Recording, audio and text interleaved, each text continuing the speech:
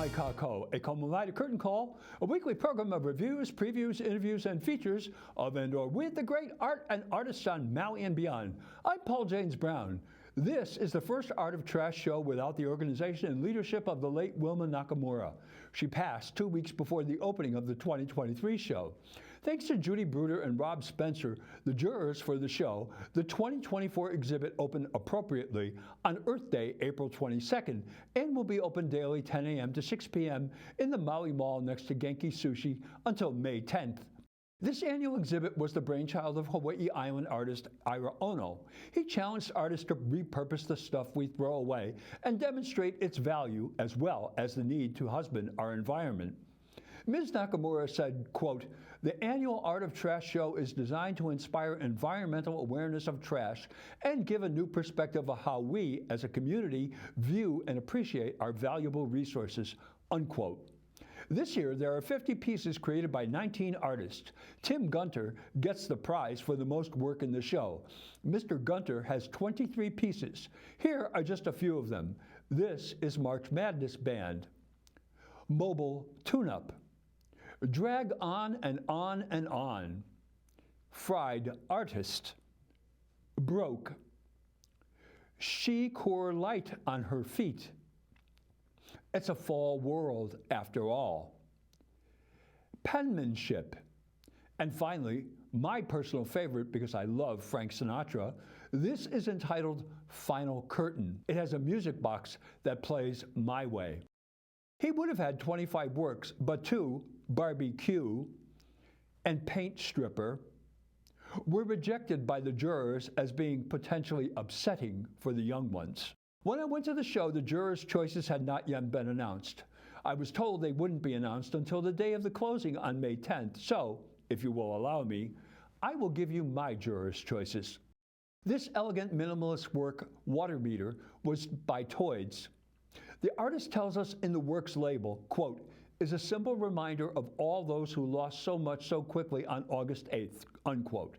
He goes on to describe the materials, quote, "a single fragment from the Great Fire of 23 clinging to the rebar it encased for decades. Also a water meter cap found close by," unquote. The circle is the discarded rim of a woven basket. It is a thoroughly engaging, emotionally fraught, and thought-provoking work. Becky Lewis creates sculpture from discarded materials like Picasso and Alexander Calder did. This sculpture of the extinct in the wild Alala would be at home in any museum.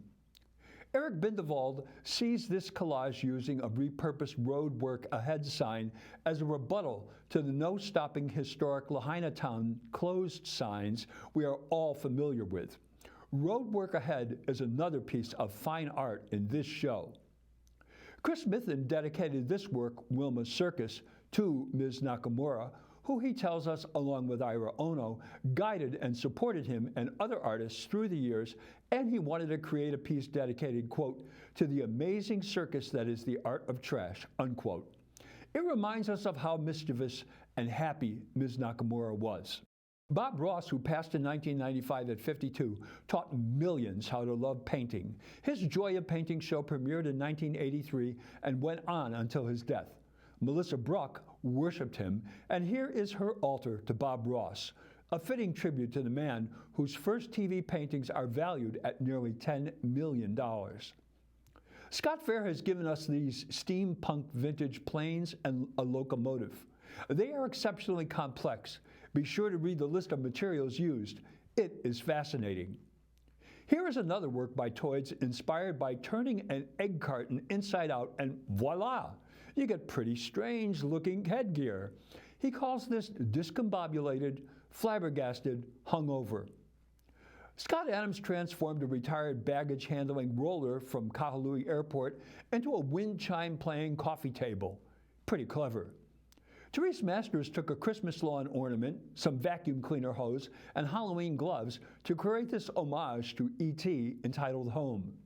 As you leave the show, you will see this touching memorial to Wilma Nakamura done by her daughter.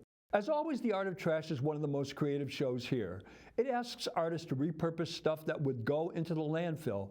Would that more would follow their example? I've just given you a small taste of what awaits you 10 a.m. to 6 p.m. daily at the Maui Mall next to Genki Sushi until May 10th.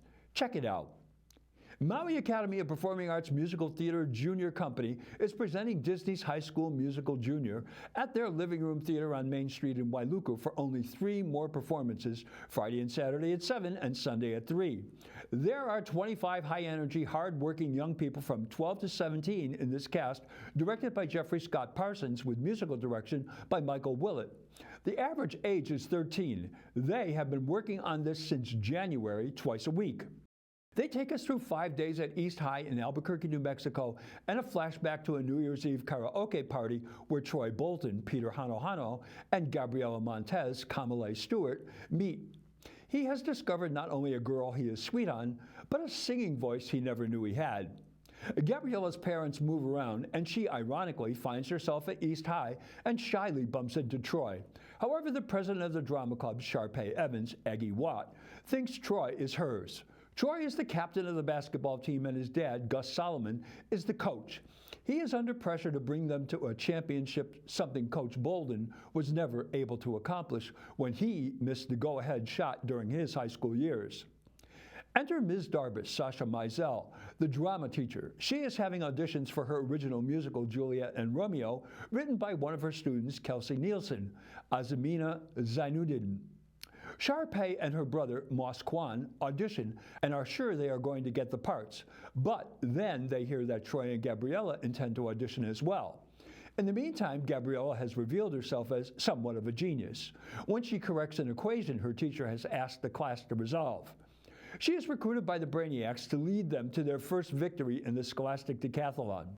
Ms. Darbus decides to move callbacks up to the same day and time as the Scholastic Decathlon and the championship basketball game. This is a time for choices. The pressure is on. How will Troy lead his team to victory and attend callbacks with Gabriela? And how will Gabriela be victorious in the Scholastic Decathlon and join Troy in the callbacks? What will Sharpay do to ensure she gets the lead? The Living Room Theater, which was small to begin with, has lost 2 of its seating areas. The audience sits opposite each other while the action takes place in front of them.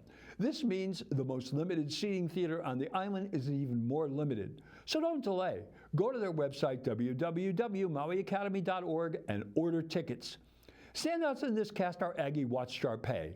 She has a commanding presence and dominates every scene she is in. She also has an outstanding vocal instrument. All of her songs were terrific. Gus Solomon as Coach Bolton almost steals the show. He is one of our finest young actors, and as Coach Bolton, who comes up to about Master Hano's chest, makes up for his stature with a strong, authoritative delivery. Master Kwan's Ryan is a worthy partner with his sister Sharpay. Their duets were the best harmonies in the show, and Master Kwan's sparkly tie and theatrical wardrobe enhanced his character. Ms. Stewart and Master Hano have chosen to give us a subdued, almost shy Gabriela and Troy. At times they seem to be embarrassed. It is an interesting and creative take on these 2 characters who are clearly reluctant leaders. Ms. Zainuddin did a nice job at the keyboard. It really looked like she was playing. Also, Benjamin Kopp's announcer, Jack Scott, is one of the most stylish cast members. Lincoln Sherwood's Chad was a perfect friend to Troy, and he had some nice vocal moments. When the whole cast is on stage, the singing is exuberant and the energy infectious. Good work by all hands. Kudos to Mr. Parsons and Willett for mounting a big musical in such a limited space. Big credit goes to the company of young people for the set, costumes, and prop design.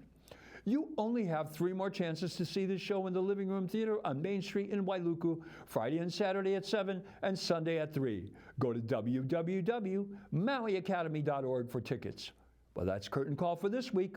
Mahalo for tuning in. I'm Paul James Brown. Maui strong. Ahui ho.